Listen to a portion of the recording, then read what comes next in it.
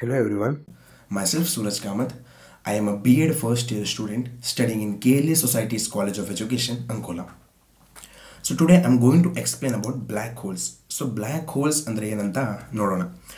So ಹೇಗೆ ಸ್ಪೇಸಲ್ಲಿ ಬೇರೆ ಬೇರೆ ಆಬ್ಜೆಕ್ಟ್ಸು ಅಂದರೆ ಪ್ಲ್ಯಾನೆಟ್ಸು, ಸ್ಟಾರ್ಸು, ನಮ್ಮ ಸನ್, ಸೂರ್ಯ ಕಡೆಗೆ ಬೇರೆ ಬೇರೆ ನಕ್ಷತ್ರಗಳು ಮತ್ತು ಕಾಮೆಟ್ಸ್ ಎಸ್ಟೋಟ್ಸ್ ಎಲ್ಲ ಹೇಗಿರುತ್ತಲ್ವ, ಸೊ ಅದೇ ಥರ ಇದು ಬ್ಲ್ಯಾಕ್ ಹೋಲ್ ಅನ್ನೋದು ಒಂದು ಆಬ್ಜೆಕ್ಟು, ಸ್ಪೇಸಲ್ಲಿರೋ ಆಬ್ಜೆಕ್ಟು.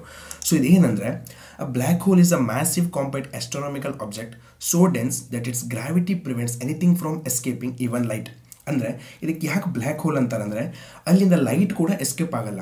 ಈಗ ನಾವು ಯಾವುದೇ ಒಂದು ಆಬ್ಜೆಕ್ಟನ್ನು ನೋಡಬೇಕಂದ್ರೆ ಫಸ್ಟ್ ಲೈಟ್ ಅದರ ಮೇಲೆ ಬಿದ್ದು ಅದು ರಿಫ್ಲೆಕ್ಟ್ ಆಗಿ ನಮ್ಮ ಕಣ್ಣಿಗೆ ಬಿದ್ದಾಗ ನಾವು ಆ ಆಬ್ಜೆಕ್ಟನ್ನು ನೋಡ್ಬೋದಲ್ವ. ಸೊ ಸೇಮ್ ವೇ ಇಲ್ಲಿ ಆ ಲೈಟ್ ಹೋಗುತ್ತಲ್ವ ಒಳಗೆ, ಸೊ ಅದು ಎಸ್ಕೇಪೇ ಆಗಲ್ಲ, ಅಂದರೆ ಅದು ಎಳ್ಕೊಂಡ್ಬಿಡುತ್ತೆ, ಲೈಟನ್ನೇ ಎಳ್ಕೊಂಡ್ಬಿಡುತ್ತೆ. ಸೊ ಅದಕ್ಕೆ ಬ್ಲ್ಯಾಕ್ ಹೋಲ್ ಅಂತ ಹೇಳ್ತಾರೆ. ಆ್ಯಕ್ಚುಲಿ ಅದು ಹೋಲ್ ಅಲ್ಲ, ಆ ಒಂದು ಏರಿಯಾದಲ್ಲಿ ಲೈಟ್ ರಿಫ್ಲೆಕ್ಟ್ ಆಗದೇ ಇರೋ ಕಾರಣದಿಂದ ಅದಕ್ಕೆ ನಾವು ಬ್ಲ್ಯಾಕ್ ಹೋಲ್ ಅಂತ ಹೇಳ್ತೇವೆ.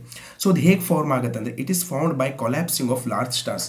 ಸೊ ದೊಡ್ಡ ದೊಡ್ಡ ಸ್ಟಾರ್ಸು, ನಕ್ಷತ್ರಗಳಿರುತ್ತಲ್ವ, ಅವುಗಳ ಪೀರಿಯಡ್ ಮುಗಿದ ಮೇಲೆ ಅವು ಕೊಲ್ಯಾಪ್ಸ್ ಆಗ್ತವೆ, ಡಿಸ್ಟ್ರಾಯ್ ಆಗ್ತವೆ, ತನ್ನೊಳಗೆ ಡಿಸ್ಟ್ರಾಯ್ ಆಗ್ತವೆ. ಸೊ ಆವಾಗ ಏನಾಗುತ್ತೆ ಅಂದರೆ ಆ ಸ್ಟಾರ್ಸ್ ಕೊಲ್ಯಾಪ್ಸ್ ಆಗುವಾಗ ಅವುಗಳ ಒಂದು ಗ್ರಾವಿಟಿ, ಆ ಸ್ಟಾರಿನ ಗ್ರಾವಿಟಿ ಒಂದು ಪಾಯಿಂಟಲ್ಲಿ ಬಂದು ನಿಂತ್ಕೊಳ್ಳುತ್ತೆ. ಅದಕ್ಕೆ ಸಿಂಗ್ಯುಲಾರಿಟಿ ಅಂತ ಹೇಳ್ತೇವೆ. ಇವನ್ ಬ್ಲ್ಯಾಕ್ ಹೋಲ್ ಕೂಡ ಅದರ ಸೆಂಟರಲ್ಲಿ ಅದಕ್ಕೆ ಸಿಂಗ್ಯುಲಾರಿಟಿ ಅಂತ ಹೆಸರಿಟ್ಟಿದ್ದಾರೆ. ಸೊ ಅಲ್ಲಿ ಕೂಡ ಗ್ರಾವಿಟಿ ತುಂಬ ಡೆನ್ಸ್ ಆಗಿರುತ್ತೆ. It consist of dense gravity at centre called singularity ಅಂತ ಹೇಳ್ತೇವೆ. ಸೊ ಸೇಮ್ ಅಲ್ಲಿ ಸ್ಟಾರ್ ಕೂಡ ಕೊಲ್ಯಾಪ್ಸ್ ಆಗುವಾಗ ಆ ಒಂದು ಪಾಯಿಂಟಲ್ಲಿ ಸಿಂಗ್ಯುಲಾರಿಟಿ ಅನ್ನೋ ಒಂದು ಪಾಯಿಂಟಲ್ಲಿ ಗ್ರಾವಿಟಿ ಬಹಳ ಡೆನ್ಸ್ ಆಗಿ ಅದು ಬ್ಲ್ಯಾಕ್ ಹೋಲ್ ಆಗಿ ಕನ್ವರ್ಟ್ ಆಗುತ್ತೆ. ಅಲ್ಲಿ ಬಹಳ ಅದರ ಒಂದು ಗ್ರಾವಿಟೇಷನಲ್ ಫೋರ್ಸ್ ಭಾಳ ಇರುತ್ತೆ. ಸೊ ಅದಕ್ಕೆ ಆ ಲೈಟ್ ಕೂಡ ಎಸ್ಕೇಪ್ ಆಗಲ್ಲ. ಸೊ ನೋಡಿ, ಲೈಟ್ ಅದರ ಸ್ಪೀಡು 300,000 km/s. ಸೊ ಅದೇ ಎಸ್ಕೇಪ್ ಆಗಲ್ಲ ಅಂದಮೇಲೆ ಬೇರೆ ಆಬ್ಜೆಕ್ಟ್ಸ್ ಯಾವುದು ಅದರ ಒಳಗೆ ಹೋದರೆ ಅಂದರೆ ಹೊರಗೆ ಬರೋಕ್ಕೆ ಸಾಧ್ಯನೇ ಇಲ್ಲ. ಅದು ಎಲ್ಲ ಆಬ್ಜೆಕ್ಟ್ಸನ್ನು ತನ್ನೊಳಗೆ ಹೇಳ್ಕೊಳುತ್ತೆ. ಸೊ ಇಲ್ಲಿ ನೋಡಿ, ಈ ಒಂದು ಇಮೇಜು ಹ್ಯೂಮನ್ಸ್ ಅಂದರೆ ಮನುಷ್ಯ ಫಸ್ಟ್ ಕ್ಯಾಪ್ಚರ್ ಮಾಡಿರುವಂಥ ಬ್ಲ್ಯಾಕ್ ಹೋಲಿನ ಇಮೇಜ್ ಇದು. 10th April 2019 event horizon telescope ಇದನ್ನು ಕ್ಯಾಪ್ಚರ್ ಮಾಡಿತ್ತು. ಸೊ ಇದು ಬ್ಲ್ಯಾಕ್ ಹೋಲ್ ನೋಡಿ, ಈ ರೀಸನಲ್ಲಿ ಲೈಟ್ ರಿಫ್ಲೆಕ್ಟ್ ಆಗಲ್ಲ, ರಿಟರ್ನ್ ಬರಲ್ಲ, ಎಸ್ಕೇಪ್ ಆಗಲ್ಲ. ಸೊ ಅದಕ್ಕೆ ಇದು ಬ್ಲ್ಯಾಕ್ ಆಗಿ ಕಾಣುತ್ತೆ. ಸೊ ಅದಕ್ಕೆ ನಾವು ಇದನ್ನು ಬ್ಲ್ಯಾಕ್ ಹೋಲ್ ಅಂತ ಹೇಳ್ತೇವೆ. ಸೊ ಇದು ಲೈಟ್ ಯಾಕಂತ ಮುಂದೆ ಹೇಳ್ತೇನೆ. ಸೊ ಇಲ್ಲಿ ನೋಡಿ, ಈ ಒಂದು ಇಮೇಜು 3D ಇಮೇಜು ನೋಡಿ, ಇದು 2D ಅಲ್ಲಿ ತೆಗೆದಿದ್ದ ಕ್ಯಾಪ್ಚರ್ ಮಾಡಿದ್ದು. ಸೊ ಇದು 3D ಇಮೇಜು ಇದು ಹೇಗೆ ಕಾಣುತ್ತೆ ಅಂತ ಬ್ಲ್ಯಾಕ್ ಹೋಲ್ ನೋಡಿ, ಇದು ಫುಲ್ ಬ್ಲ್ಯಾಕ್ ಆಗಿರುತ್ತೆ, ಅಲ್ಲಿ ಲೈಟ್ ಎಸ್ಕೇಪ್ ಆಗಲ್ಲ. ಸೊ ಇದು ಸೈಡಲ್ಲಿ ಅದರ ಧೂಳಿನ ಮ್ಯಾಟರ್ ಅಂದರೆ ಧೂಳಿನ ಕಣಗಳು, ಅದು ಯಾವ ಆಬ್ಜೆಕ್ಟನ್ನು ಎಳ್ಕೊಂಡಿರುತ್ತಲ್ವ ಆ ಆಬ್ಜೆಕ್ಟಿನ ಕೆಲವೊಂದು ಧೂಳು, ಗ್ಯಾಸಸ್, ಪಾರ್ಟಿಕಲ್ಸು, ಡಸ್ಟ್ ಅದೆಲ್ಲ ಇರುತ್ತೆ. ಗ್ರಾವಿಟಿಯ ಒಂದು ರೀಸನಿಂದ, ಆ ಒಂದು ಫೋರ್ಸಿಂದ ಅದು ಅದರ ಸುತ್ತ ಫಾಸ್ಟಾಗಿ ತಿರುಗ್ತಾ ಇರುತ್ತೆ. ಸೊ ಇಲ್ಲಿ ನೋಡಿ, ಇದೊಂದು ವಿಡಿಯೋ, ಆ್ಯನಿಮೇಟೆಡ್ ವಿಡಿಯೋ ಹೇಗೆ ಕಾಣುತ್ತೆ ಅಂತ ಬ್ಲ್ಯಾಕ್ ಹೋಲು. ಆ್ಯಕ್ಚುಲಿ ಇದು ರಿಯಲ್ ಅಲ್ಲ, ಇದೊಂದು ಆ್ಯನಿಮೇಷನ್ ಅಂದರೆ ಹೇಗೆ ಕಾಣುತ್ತೆ ಅಂತ. ಸೊ ಇಲ್ಲಿ ನೋಡಿ, ಇದು ಈ ರೀಜನ್ ಫುಲ್ ಬ್ಲ್ಯಾಕ್ ಆಗಿದೆ, ಇಲ್ಲಿಂದ ಲೈಟ್ ಎಸ್ಕೇಪ್ ಆಗಲ್ಲ. ಸೊ ಇಲ್ಲಿ ನೋಡಿ, ಆ ಮ್ಯಾಟರಿಂದ ಡಸ್ಟ್ ಪಾರ್ಟಿಕಲ್ಸ್ ಎಲ್ಲ ಅದರ ಸುತ್ತ ತಿರುಗ್ತಾ ಇದ್ದಾವೆ. ಇದು ಮತ್ತು ಫಾಸ್ಟ್ ತಿರುಗುತ್ತೆ. ಈ ವಿಡಿಯೋದಲ್ಲಿ ಅವರು ಸ್ಲೋ ಕಾಣಿಸ್ತಾ ಇದ್ದಾರೆ, ಬಟ್ ಇದು ಮತ್ತು ಫಾಸ್ಟ್ ತಿರುಗುತ್ತೆ, ಫುಲ್ ಹೆವಿ ಫಾಸ್ಟಲ್ಲಿ ತಿರುಗುತ್ತೆ. ಯಾಕಂದರೆ ಆ ಗ್ರಾವಿಟಿಯ ಕಾರಣದಿಂದ ಆ ಡಸ್ಟ್ ಪಾರ್ಟಿಕಲ್ಸ್ ಎಲ್ಲ ಕೊಲೈಡ್ ಆಗುತ್ತೆ, ಕೊಲಿಷನ್ ಆಗುತ್ತೆ, ಘರ್ಷಣೆ. ಆ ಘರ್ಷಣೆಯಿಂದ ಹೀಟ್ ಮತ್ತು ಲೈಟ್ ಪ್ರೊಡ್ಯೂಸ್ ಆಗುತ್ತೆ. ಸೊ ಅದಕ್ಕೆ ಅದಷ್ಟು ಬ್ರೈಟ್ ಆಗಿ ಒಂದು ಬರ್ನಿಂಗ್ ಅಂದರೆ ಬೆಂಕಿ ಥರ ಕಾಣುತ್ತೆ. ಸೊ ನೆಕ್ಸ್ಟ್ ನೋಡಿ, ಟೈಪ್ಸು. ಸೊ ಇಲ್ಲಿ 4 ಟೈಪಿನ ಬ್ಲ್ಯಾಕ್ ಹೋಲ್ ಇರ್ತವೆ. ಸೊ ಫಸ್ಟ್ ಒಂದು ಸ್ಟೆಲ್ಲರ್ ಬ್ಲ್ಯಾಕ್ ಹೋಲು. ಸ್ಟೆಲ್ಲರ್ ಅಂದರೆ ನಾರ್ಮಲ್ ಬ್ಲ್ಯಾಕ್ ಹೋಲ್ ಇರುತ್ತಲ್ಲ, ನಾರ್ಮಲ್ ಸೈಜಿನ ಬ್ಲ್ಯಾಕ್ ಹೋಲ್, ಟಿಪಿಕಲ್ ಬ್ಲ್ಯಾಕ್ ಹೋಲನ್ನು ಸ್ಟೆಲ್ಲರ್ ಅಂತವೆ. ನೆಕ್ಸ್ಟ್ ಬರೋದು ಪ್ರೈಮೋಡಿಯಲ್ ಬ್ಲ್ಯಾಕ್ ಹೋಲ್. ಇದು ಒಂದು ಸ್ಟೆಲ್ಲರ್ ಬ್ಲ್ಯಾಕ್ ಹೋಲ್ಗಿಂತ ಸ್ವಲ್ಪ ಗಾತ್ರದಿಂದ ದೊಡ್ಡಿರುತ್ತೆ, ಸೈಜಲ್ಲಿ ದೊಡ್ಡದಿರುತ್ತೆ. ನೆಕ್ಸ್ಟ್ ಬರೋದು ಇಂಟರ್ಮೀಡಿಯೇಟ್ ಬ್ಲ್ಯಾಕ್ ಹೋಲ್. ಸೊ ಇದು ಥಿಯರಿಟಿಕಲ್ ಬ್ಲ್ಯಾಕ್ ಹೋಲು, ಇದು ಇನ್ನೂ ತನಕ ನಾವು ಡಿಸ್ಕವರ್ ಮಾಡಿಲ್ಲ, ಬಟ್ ಇದರ ಸೈಜು ಪ್ರೈಮೋಡಿಯಲ್ ಬ್ಲ್ಯಾಕ್ ಹೋಲ್ ಮತ್ತು ನೆಕ್ಸ್ಟ್ ಬರೋದು ಸೂಪರ್ ಮ್ಯಾಸಿವ್ ಬ್ಲ್ಯಾಕ್ ಹೋಲ್ ಮಿಡ್ಲಲ್ಲಿ ಇರ್ಬೋದು ಅಂತ ಹೇಳ್ತಾ ಇದ್ದಾರೆ. ಸೊ ಅದಕ್ಕೆ ಅದನ್ನು ಇಂಟರ್ಮೀಡಿಯೇಟ್ ಅಂತ ಹೇಳ್ತಾರೆ.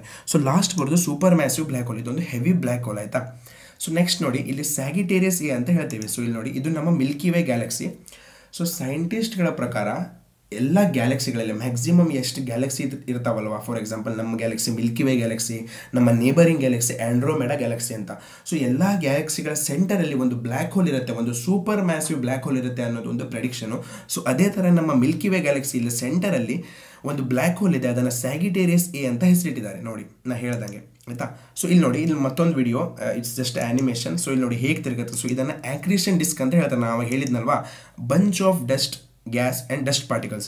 ಸೊ ಇಲ್ಲಿ ಆ ಒಂದು ಅದು ಎಳ್ಕೊಂಡಿರುವಂಥ ಒಂದು ಮ್ಯಾಟರ್ ಅಥವಾ ಯಾವುದೋ ಆಬ್ಜೆಕ್ಟಿನ ಡಸ್ಟ್, ಕೆಲವೊಂದು ಡಸ್ಟ್ ಪಾರ್ಟಿಕಲ್ಸು, ಅದರ ಒಂದು ಕಣಗಳಿರುತ್ತವೆ. ಸೊ ಅದು ಗ್ರಾವಿಟಿಯ ಮುಖಾಂತರ ಅದರ ಸುತ್ತ ತಿರುಗ್ತಾ ಇರುತ್ತೆ, ಆ ಒಂದು ಫೋರ್ಸಲ್ಲಿ ತಿರುಗ್ತಾ ಇರುತ್ತೆ, ಅಷ್ಟು ಫಾಸ್ಟಲ್ಲಿ, ಸ್ಪೀಡಲ್ಲಿ. ಸೊ ಅದ್ರ ಮೂಲಕ ಘರ್ಷಣೆ ಆಗುತ್ತೆ, ಘರ್ಷಣೆಯಿಂದ ಹೀಟ್ ಮತ್ತು ಲೈಟ್ ಪ್ರೊಡ್ಯೂಸ್ ಆಗುತ್ತೆ. Some facts about black hole. So ಇಲ್ಲಿ ನೋಡಿ, ಇದು ಒಂದು ಬ್ಲ್ಯಾಕ್ ಹೋಲಿನ ಒಂದು ಇಮೇಜ್ ಆ್ಯನಿಮೇಷನು, ಅಂದರೆ ಒಂದು ಹೀಗೆ 3D ವ್ಯೂ. ಸೊ ಇಲ್ಲಿ ನೋಡಿ, ಇಲ್ಲಿ ಒಂದು ರೀಜನ್ ಕಾಣುತ್ತಲ್ವಾ ಇಲ್ಲಿ ಎಂಡಲ್ಲಿ. ಸೊ ಇದನ್ನು ಇವೆಂಟ್ ಹೊರೈಸನ್ ಅಂತ ಹೇಳ್ತಾರೆ. So it's the region of no escape ಅಂತ ಹೇಳ್ತಾರೆ. ಅಂದರೆ ಇಲ್ಲಿ ಒಂದು ಯಾವುದಾದ್ರು ಆಬ್ಜೆಕ್ಟ್ ಅಥವಾ ಏನಾದರೂ ಒಂದು ಹೋದರೆ ಅಲ್ಲಿಂದ ಎಸ್ಕೇಪ್ ಆಗೋಕ್ಕೆ ಸಾಧ್ಯನೇ ಇಲ್ಲ, ಅದು ಎಳ್ಕೊಂಡು ಬಿಡುತ್ತೆ.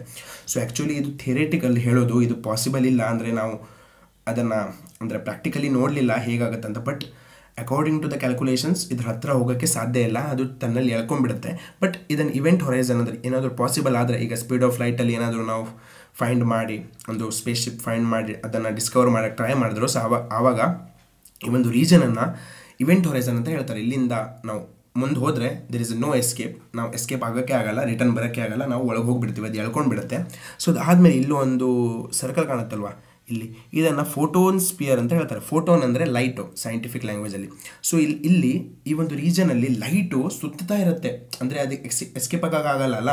ಸೊ ಆವಾಗ ಅಲ್ಲಿ ಫಾಸ್ಟ್ ಸುತ್ತಾ ಇರುತ್ತೆ. ಎಷ್ಟು ಫಾಸ್ಟ್ ಸುತ್ತಾ ಇರುತ್ತೆ ಅಂದರೆ ರೊಟೇಟ್ ಆಗ್ತಾ ಇರುತ್ತೆ, ಟರ್ನ್ ಆಗ್ತಾ ಇರುತ್ತೆ. ಅಂದರೆ ಈಗ ನಾವು ಸಪೋಸ್ ಥಿಯರಿಟಿಕಲಿ ನಾವಲ್ಲಿ ಹೋದರೆ ನಮ್ಮ ತಲೆಯ ಹಿಂದೆ ಭಾಗವನ್ನು ನೋಡ್ಬೋದು ಅಂತ. ಯಾಕಂದರೆ ಈಗ ನಾನು ಅವಾಗ ಹೇಳಿದಾಗೆ ಲೈಟು ಆಬ್ಜೆಕ್ಟ್ ಮೇಲೆ ಬಿದ್ದು ಅದು ನಮ್ಮ ಕಣ್ಣಲ್ಲಿ ರಿಫ್ಲೆಕ್ಟ್ ಆದಾಗ ಆ ಆಬ್ಜೆಕ್ಟ್ ಕಾಣುತ್ತೆ. ಸೊ ಸೇಮ್ ವೇ ಆ ಲೈಟ್ ನಮ್ಮ ಹಿಂದಿಂದ ತಿರ್ಕೊಂಡು ನಮ್ಮ ಕಣ್ಣು ಮುಂದೆ ಬರೋ ಒಂದು ಕಾರಣದಿಂದ ನಮ್ಮ ತಲೆ ಹಿಂದೆ ಭಾಗವನ್ನು ನಾವು ನೋಡ್ಬೋದು ಅಂತ ಒಂದು ಸೈಂಟಿಸ್ಟ್ಗಳು ಹೇಳ್ತಾರೆ.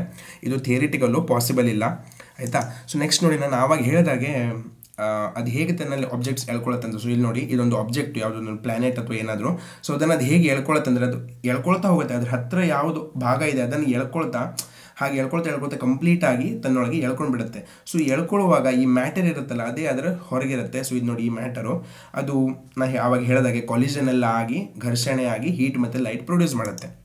ಸೊ ನೆಕ್ಸ್ಟು ಒಂದು ಲಾ ಇದೆ, law of conservation of mass ಅಂತ. So mass can neither be created nor be destroyed. So ಈ ಒಂದು ಲಾನ ಪ್ರಕಾರ ಮಾಸ್ ಅಥವಾ ಯಾವುದೊಂದು ಮ್ಯಾಟರನ್ನು ನಾವು ಕ್ರಿಯೇಟ್ ಮಾಡೋಕ್ಕೂ ಆಗಲ್ಲ, ಡಿಸ್ಟ್ರಾಯ್ ಮಾಡೋಕ್ಕೂ ಆಗಲ್ಲ. ಯಾಕಂದರೆ ಈ ಯೂನಿವರ್ಸಲ್ಲಿ ಆಲ್ರೆಡಿ ಆ ಮ್ಯಾಟರ್ ಪ್ರೆಸೆಂಟ್ ಇರುತ್ತೆ. ಈಗ ನಾವು ಹೇಳ್ಬೋದು ಅದನ್ನು ಸುಟ್ಟು ಹಾಕಿದ್ರೆ ಅಥವಾ ಬರ್ನ್ ಮಾಡಿದ್ರೆ ಅದು ಡಿಸ್ಟ್ರಾಯ್ ಆಗುತ್ತಲ್ವ ಅಂತ. ಹೀಗೆ ಫಿಸಿಕಲಿ ಡಿಸ್ಟ್ರಾಯ್ ಆಗ್ಬೋದು, ಬಟ್ ಅದರ ಒಂದು ಬೂದಿ ಆ್ಯಶಸ್ಸು ನಾವು ಸುಟ್ಟಿದಾಗ ಆ ಆ್ಯಶಸ್ ಬೂದಿ ಎಲ್ಲ ಈ ಅಟ್ಮಾಸ್ಫಿಯರಲ್ಲೇ ಇರುತ್ತೆ ಅಥವಾ ಯೂನಿವರ್ಸಲ್ಲೇ ಇರುತ್ತೆ. ಸೊ ಅದನ್ನು ನಾವು ಕಂಪ್ಲೀಟ್ಲಿ ಡಿಸ್ಟ್ರಾಯ್ ಮಾಡೋಕ್ಕೆ ಸಾಧ್ಯ ಇಲ್ಲ. ಮಾಡಿದರೂ ಕೂಡ ಆಟೋಮಿಕ್ ಲೆವೆಲಲ್ಲಿ ಒಂದು ಕ್ವಾಂಟಮ್ ಲೆವೆಲಲ್ಲೂ ಅದನ್ನು ಡಿಸ್ಟ್ರಾಯ್ ಮಾಡೋಕ್ಕೆ ಸಾಧ್ಯ ಇಲ್ಲ. ಸೊ ಹೀಗಿರುವಾಗ ಈ ಬ್ಲ್ಯಾಕ್ ಹೋಲಲ್ಲಿ ಎಲ್ಲ ಆಬ್ಜೆಕ್ಟ್ ಒಳಗೆ ಹೋದಾಗ ಎಸ್ಕೇಪ್ ಆಗಲ್ಲ ಅಂತೀವಲ್ವಾ. ಸೊ ಆಬ್ಜೆಕ್ಟ್ಸು ಆ ಮ್ಯಾಟರ್ ಆ ಒಂದು ವಸ್ತು ಎಲ್ಲ ಎಲ್ಲಿ ಹೋಗುತ್ತೆ, ಇದೊಂದು ಕ್ವಶನ್ ಬರುತ್ತಲ್ವ.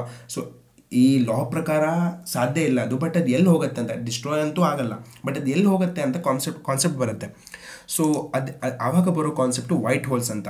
ಈಗ ಸೈಂಟಿಸ್ಟ್ ಹೇಳೋ ಪ್ರಕಾರ ಈ ಯೂನಿವರ್ಸ್ ಬಗ್ಗೆ ಒಂದು ಸ್ಟೇಟ್ಮೆಂಟ್ ಇದೆ. ಏನಂದರೆ, ಈಗ ಯಾವುದೇ ಒಂದು ಆಬ್ಜೆಕ್ಟ್ ಇದೆ ಅಂದರೆ ಆ ಆಬ್ಜೆಕ್ಟಿನ ಒಂದು ಗುಣಲಕ್ಷಣ, ಅದರ ಕ್ಯಾರೆಕ್ಟರಿಸ್ಟಿಕ್ಸ್ ಇರುತ್ತಲ್ವ, ಅದರ ಅಪೋಸಿಟ್ ಆಗಿ ಯಾವುದಾದ್ರೂ ಒಂದು ಆಬ್ಜೆಕ್ಟ್ ಇರುತ್ತಂತೆ ಈ ಯೂನಿವರ್ಸಲ್ಲಿ. ಅದು ಎಲ್ಲಾದರೂ ಇರುತ್ತೆ, ಯಾವುದಾದ್ರೂ ಒಂದು ಯೂನಿವರ್ಸಿನ ಮೂಲೆಯಲ್ಲಿ ಇರುತ್ತೆ, ಬಟ್ ಆ ಆಬ್ಜೆಕ್ಟ್ ಇರುತ್ತೆ. ಅಕಾರ್ಡಿಂಗ್ ಟು ಸೈನ್ಸ್ ಯೂನಿವರ್ಸ್ ಬಗ್ಗೆ ಒಂದು ಸ್ಟೇಟ್ಮೆಂಟ್ ಇದೆ, ಅಂದರೆ ಅದರ ಅಪೋಸಿಟ್ ಫೇಸು.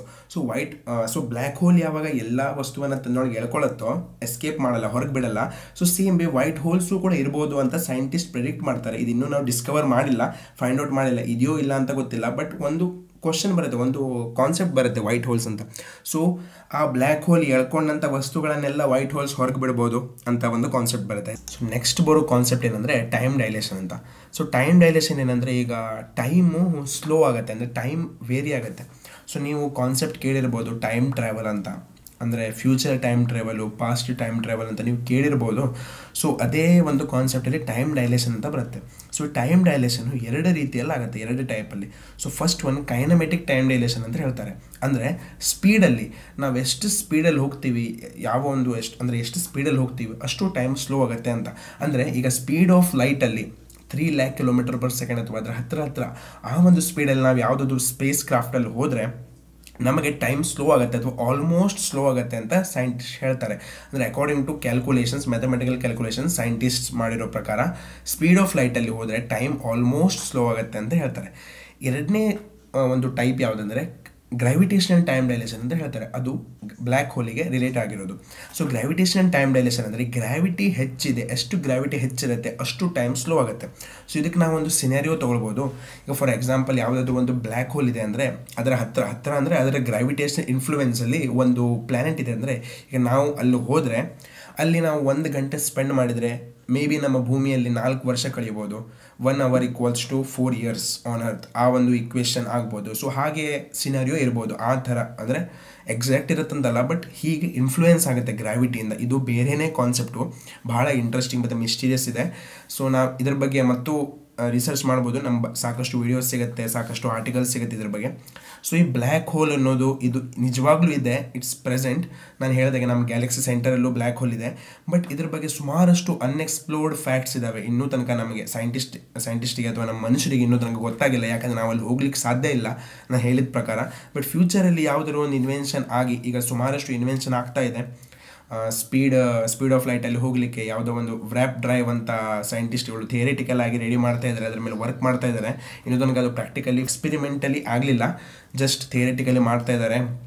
ಸೊ ಅದು ಬೇರೆದೇ ಕಾನ್ಸೆಪ್ಟ್ ಇದೆ. ತನ್ನ ಹಿಂದಿರುವ ಸ್ಪೇಸನ್ನು ಕಾಂಟ್ರಾಕ್ಟ್ ಮಾಡಿ ಮುಂದಿರುವ ಸ್ಪೇಸನ್ನು ಎಕ್ಸ್ಪಾಂಡ್ ಮಾಡಿ, ಅಂದರೆ ಆ ಒಂದು ಇದನ್ನು ಏರಿಯಾನ ಎಕ್ಸ್ಪಾಂಡ್ ಮಾಡಿ ಅದು ಹೋಗುತ್ತೆ, ಫಾಸ್ಟ್ ಹೋಗುತ್ತೆ ಅಂತ ಇದೆ. ಒಂದು ವ್ರ್ಯಾಪ್ ಡ್ರೈವ್ ಅಂತ ಅದನ್ನು ಮಾಡ್ತಾ ಇದ್ದಾರೆ. ಇನ್ನೂ ತನಕ ಅದು ಚಾಲ್ತಿಗೆ ಬರಲಿಲ್ಲ, ಬಟ್ ಫ್ಯೂಚರಲ್ಲಿ ಬರ್ಬೋದು ಏನೋ. ಸೊ ಆ ರೀತಿಯಲ್ಲಿ ಇದ್ರ ಬಗ್ಗೆ ನಮ್ಗೆ ಕಂಪ್ಲೀಟ್ ಮಾಹಿತಿ ಇಲ್ಲ. ಅಂದರೆ ಎಲ್ಲ ಥಿಯರಿಟಿಕಲ್ ಮತ್ತು mathematical calculations. But black hole ಇರೋದಂತೂ ಸತ್ಯ. ಬಟ್ ಇದ್ರ ಬಗ್ಗೆ ಸುಮಾರಷ್ಟು ಫ್ಯಾಕ್ಟ್ಸ್ ಅನ್ಎಕ್ಸ್ಪ್ಲೋರ್ಡ್ ಆಗಿದ್ದಾವೆ. ಇದು ಭಾಳ ಮಿಸ್ಟ್ರಿಯಿಂದ ಕೂಡಿದೆ. ಈಗ ನಮ್ಮ ಔಟರ್ ವರ್ಲ್ಡಲ್ಲಿ ಯಾವ ಒಂದು ಫಿಸಿಕ್ಸ್ ಲಾಸ್ ಹೇಗೆ ವರ್ಕ್ ಆಗುತ್ತೋ, ಬಟ್ ಬ್ಲ್ಯಾಕ್ ಹೋಲಲ್ಲಿ ಈ ಎಲ್ಲ ಲಾಸ್ ಅದ್ರ ವರ್ಕೇ ಆಗಲ್ಲ. ನಾನು ಹೇಳೋ ಪ್ರಕಾರ ಅದು ಒಳಗೆ ಹೋದರೆ ಮ್ಯಾಟರ್, ಅದು ಹೊರಗೆ ಬರಲ್ಲ. ಸೊ ಅದು ಎಲ್ಲಿ ಹೋಗುತ್ತೆ ಅನ್ನೋ ಒಂದು ಕಾನ್ಸೆಪ್ಟ್ ಎಲ್ಲ ಹರಿದಾಡ್ತಾ ಇದೆ ಸುಮಾರು. ಸೊ ಹಾಗೆ ಇದೊಂದು mysterious concept. So this is it. Thank you.